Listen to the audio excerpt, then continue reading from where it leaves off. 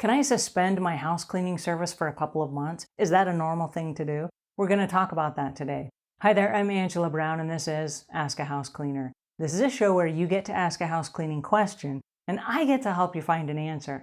Now, today's show is brought to us by housecleaning360.com, which is a 360 view of the perfect home. And so if you need a house cleaner, or check it out, if you are a house cleaner, you can go over there and set up a business fan page so that homeowners who need your service can find you.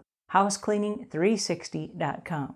All right, on to today's question, which is from a house cleaner who has this question. Hi, Angela. My name is Christy. I am from Des Moines, Iowa.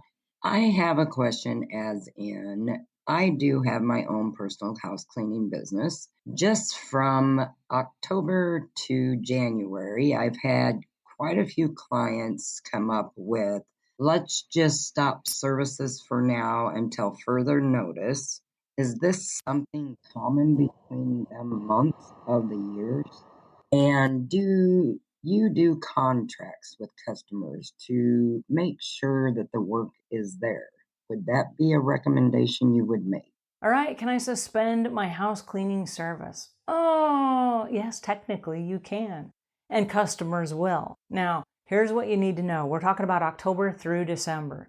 October through December are typically the busiest months of the house cleaning industry year-round because we have people that are coming in town for Thanksgiving. We have people that are going to be having guests and company over, and they want to make sure that their homes are in a delightful state of mind for their guests and their company, and the guest rooms are ready and all these things. Also, during the course of the holidays, there are going to be lots of things upturned. People go into their attics, they pull out decorations, they get things out of the house, they take stuff back up to the attic, they're wrapping gifts, they're making room in the closet for new gifts that they're going to be giving their kids and what have you. There's a lot of turnover in a house, and so there's a lot of reason to have a house cleaner come. Also, a lot of people will have holiday parties, and so on the spur of the moment, you'll get a phone call that says, hey, can you come over and clean my house? So for somebody to suspend their service during the busiest months of the year, that's a huge red flag. Now, followed December through March, that's kind of like the slowest times of the year because people have just come off the holidays and they're really stressed out. They've been overwhelmed by all of these parties and get-togethers and socials and gifts and family and all this stuff. So just don't come to clean my house right now. Let me put all the decorations away. Let me get everything back to normal. Let's get back to our normal schedule. Let's get the kids back from spring break, and then we'll go ahead and we will reconnect our service. Okay, what they're not realizing is that during that period of time, you still have bills to pay. So one of the things that we recommend is that we spread out the love throughout the whole year. So in my business, we've always sold the spring cleanings for January, February, and March because those are the slowest months of the year. We want to make sure that our regular customers get their regular service and that also the people that go on suspension mode for a couple months, that we have filled in those gaps where they're not going to be available. We filled in those gaps with other people who want to have additional services. This is also a great time to be cleaning out garages and attics, and you want to defrost freezers and anything else you can think of that you can add as part of your package so that your business does not go down because you still have bills to pay and you still need the money coming in. Now, if customers, and it sounds like there's more than one, but if you have multiple customers that are wanting to suspend their service, that might be a trigger that something that you're doing is not quite right with your business.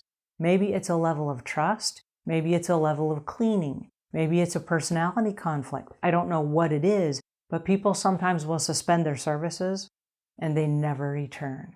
It's their nice way of saying, we don't want you to work for us anymore. But they don't know how to just come right out and say that, and they don't know how to let you down easy.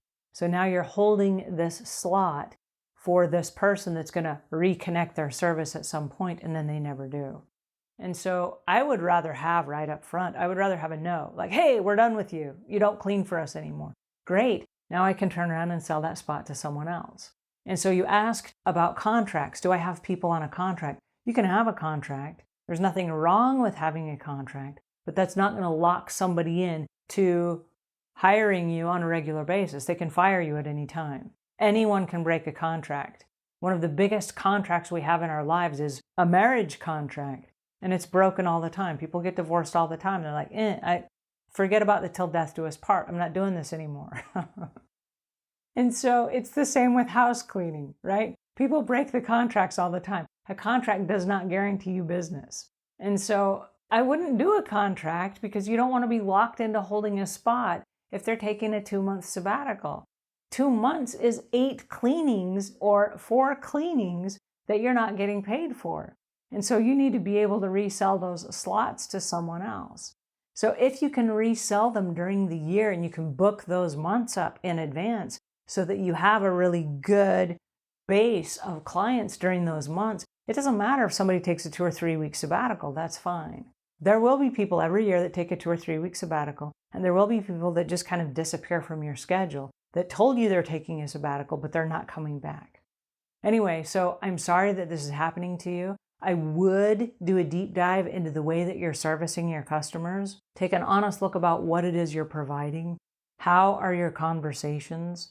And it might be that you need to go in and reconnect with a customer that you haven't seen in a long time. Because sometimes they just forget why they liked you and why they hired you.